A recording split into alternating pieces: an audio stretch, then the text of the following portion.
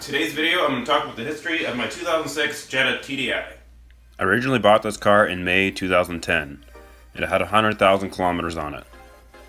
The first thing I did was have the dealership put these aluminum alloy wheels on.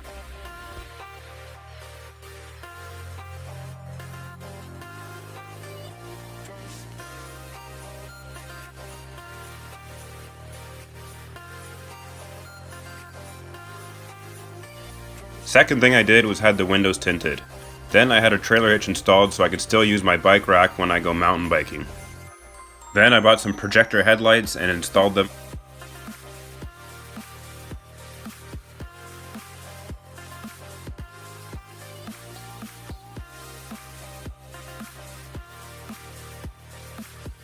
I could not find any taillights that I liked, so I decided my best option was to take the stock ones out and spray tint them black.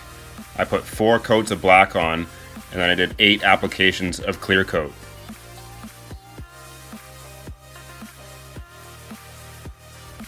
I used a product called Plastidip to cover up all the chrome on the back of the car.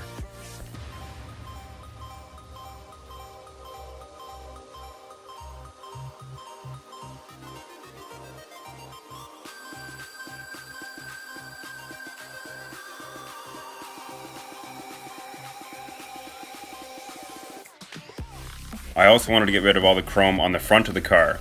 I took everything off, sanded it down, and painted everything black.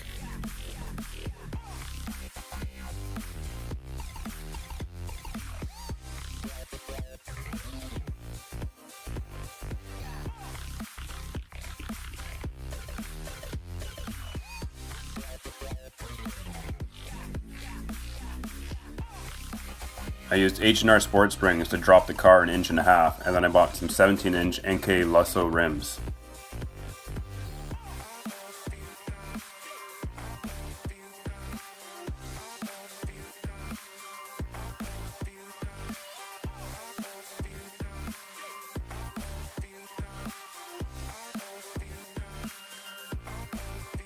I decided it was time for more power, so I bought a PD 140 turbo, a 2.5-inch downpipe, a South Bend Stage 2 endurance clutch, R783 nozzles mounted on Big Injectors, and Frank's Stage 2 camshaft.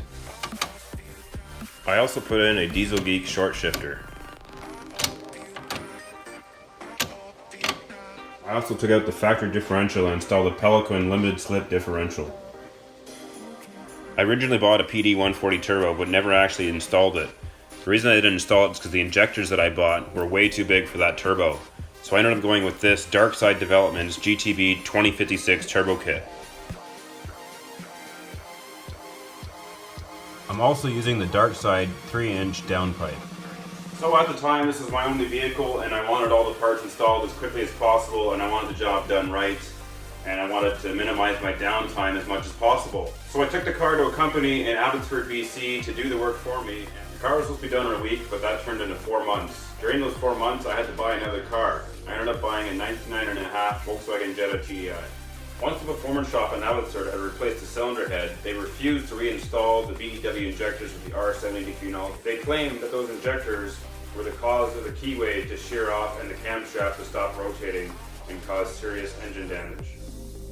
Once I got the car home, I began to install the R783 fuel injectors in the engine.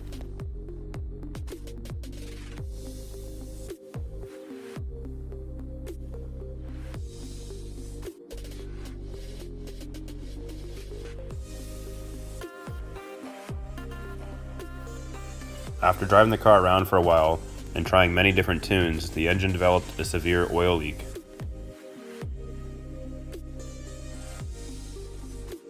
There was serious damage done to the turbo. Since then, I've had the turbocharger rebuilt and sent back to me. I started taking the cylinder head apart to see what else has been damaged.